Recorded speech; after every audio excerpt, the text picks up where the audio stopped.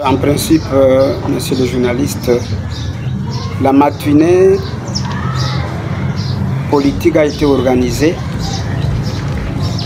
pour pouvoir édifier les combattantes et combattants de l'UDPS sur les questions d'enjeu.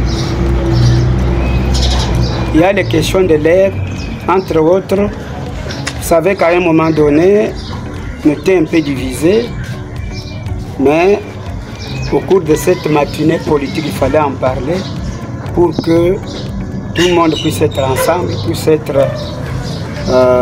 unis. Pourquoi? Parce que là où il n'y a pas d'unité, en tout cas, les gens ne peuvent pas se sentir à l'aise. Et les gens ne peuvent pas se parler, les gens ne peuvent pas se serrer la main. Ça, c'est le premier point. Le deuxième point, il fallait parler de la question de l'ère relative à la révision de la Constitution. Mais nous, à l'UDPS, nous ne parlons pas de la révision de la Constitution parce que quand on essaye un peu de feuilleter, de finer dans le passé, on se rend compte que c'est la loi fondamentale qui a été élaborée par le belligérant, a beaucoup de lacunes, beaucoup d'insuffisances. Donc il faudra revoir cette constitution pour les bien fondés de notre pays. Il y a des articles qui posent des problèmes, entre autres il y a l'article 217 où on vous dit que les communautés environnantes qui sont dans le besoin de l'espace, qui souffrent, qui n'ont pas de moyens, tout ça. Donc, le peuple congolais, à travers le gouvernement, peut céder une partie, une portion de son espace. Alors vous trouvez que ça, on joue avec la souveraineté de notre pays. Donc on ne peut pas accepter des choses pareilles. Donc c'est une loi fondamentale qui a été élaborée en faveur de la communauté internationale et en faveur du belligérant. D'où le fait Dr Etienne Tshisekedi, il avait dit on va repenser, on va revoir cette constitution pour corriger tout ce qui a été commis comme erreur du passé. Et quand vous allez plus loin, au niveau de l'article 220, on a verrouillé, on vous dit non, on ne peut pas toucher à la constitution. Donc si on touche à la constitution, c'est que il y aura l'insécurité, donc il y a la guerre à l'Est, comme si la constitution est un tabou, donc, alors que c'est une œuvre humaine qui a été élaborée par les hommes et qui peut être revisitée, qui peut être revue en tenant compte de la réalité de notre pays.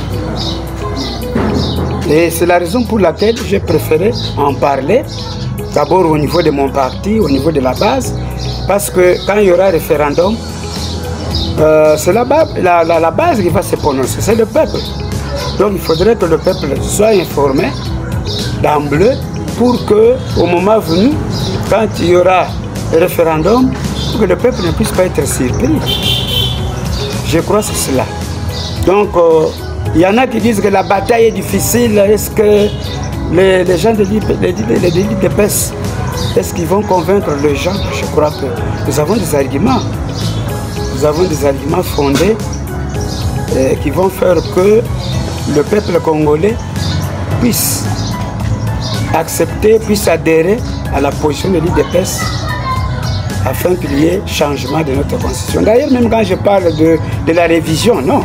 Quand vous regardez presque tous les articles posent des problèmes.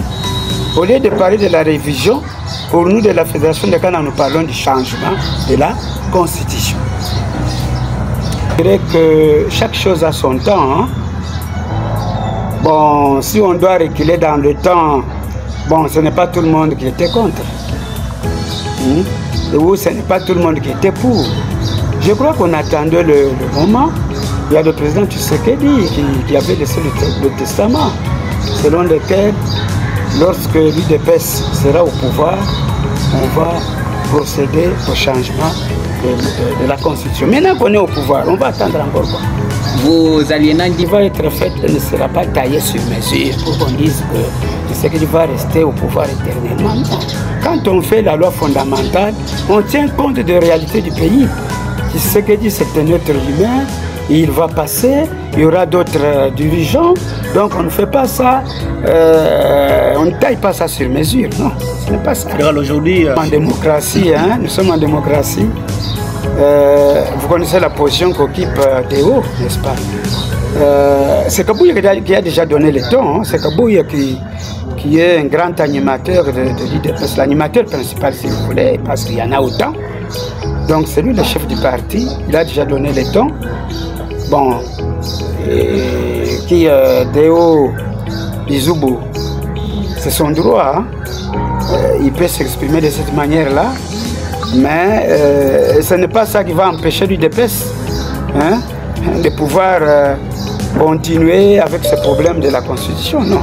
Vous avez prêché aujourd'hui. J'ai le point de départ, vous l'avez remarqué, un des mécanismes. Ce que je fais là, c'est un des mécanismes. Et le secrétaire fédéral, et même le président sectionnaire et le président solidaire, je crois qu'ils vont commencer à faire ça dans des cellules, dans des sections, à prêcher, à vulgariser ce message, à informer la population pour que la population puisse être bien armée, bien informée. Au moment venu, s'il y aura le référendum, je crois que le référendum trouvera le terrain fertile. Hein. Il n'y aura pas vraiment de résistance, il n'y aura pas de problème. Peut-on surligner? Bon, comme vous le savez, monsieur le journaliste, j'ai toujours dit que là où il y a des gens, il ne manque pas de problèmes. Même dans nos familles restreintes, il y a toujours des petits problèmes. Mais il faut savoir élaguer lorsqu'il y a des problèmes, il faut savoir les canaliser, les orienter et mettre au milieu l'intérêt général. L'UDPS, depuis sa naissance, l'UDPS a toujours été caractérisé par des petits conflits, par des divisions, par des problèmes. Et c'est ça qui fait la vitalité, c'est ça qui fait la force de l'UDPS. Donc, le message, je suis très heureux parce que la matinée politique qui est organisée est arrivée à son terme. J'ai trouvé qu'il y avait beaucoup de gens et j'étais très content. Je me suis dit, mais l'UDPS, même les gens qui critiquaient l'UDPS, qui disaient que non, l'UDPS est déjà divisé, tout ça, ils se sont rendus compte que au sein de l'UDPS, il y a encore la vivacité. Hein, l'UDPS est encore là, l'UDPS n'est pas morte. Hein, l'UDPS continue à faire son chemin. Hein. Donc, une force politique, une grande machine. Hein. Parmi le reste des partis politiques. C'est moi qui vous remercie.